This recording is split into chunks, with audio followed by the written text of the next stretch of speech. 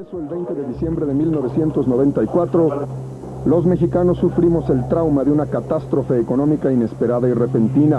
La crisis del 94, el efecto tequila, el error de diciembre.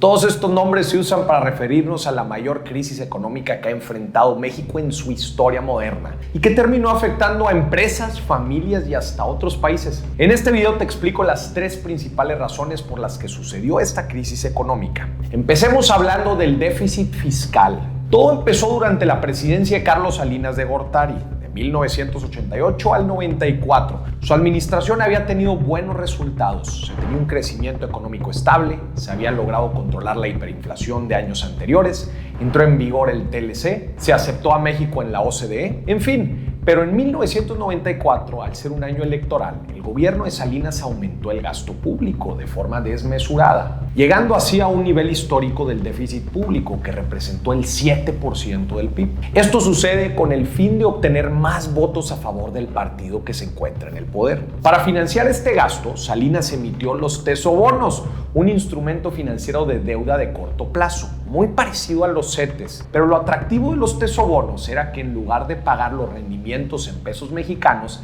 estos pagaban en dólares estadounidenses.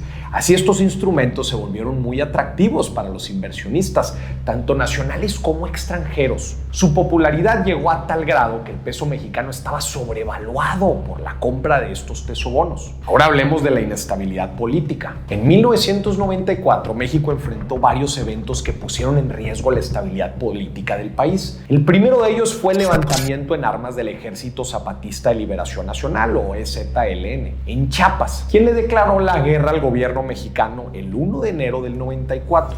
Se inició la guerra, la revolución.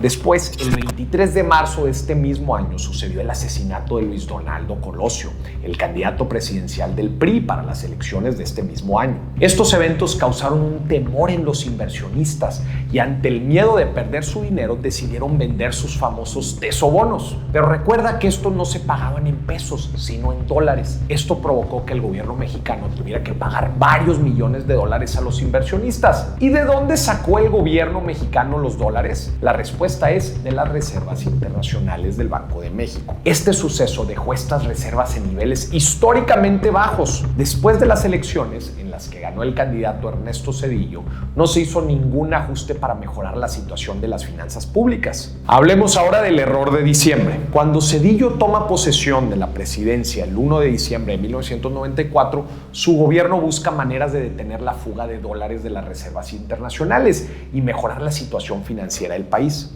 Hay que recordar que en este año el tipo de cambio en México era flotante, con un límite inferior y uno superior. Esto quiere decir que el Banco de México usaba sus reservas internacionales para mantener el tipo de cambio dentro de estos límites. Una de las estrategias del gobierno de Zedillo era aumentar el límite superior en un 15%. Es decir, permitir que el dólar estuviera un 15% más caro. Esto ayudaría a detener la fuga de dólares y era una idea razonable. Lamentablemente no se llevó a cabo de la manera correcta. Zedillo le comentó este plan a varios empresarios mexicanos y extranjeros, quienes al enterarse del plan retiraron rápidamente sus inversiones en dólares del país. Este es el famoso error de diciembre. Después de esto, la devaluación del peso fue tan grande que no podía mantenerse dentro de la banda, por lo que tuvo que dejarse flotar libremente. Esto provocó el aumento dramático de las tasas de interés. Además, los bancos habían otorgado préstamos en exceso por la poca regulación que existía en la época. Esto hizo que las deudas de muchas empresas y familias se volvieran impagables. Así es como comenzó la crisis del 94. Esta crisis contrajo la actividad económica en México más de un 6% en 1995 y tuvo consecuencias bastante graves para la población mexicana, pues muchas empresas recortaron personal o de plano quebraron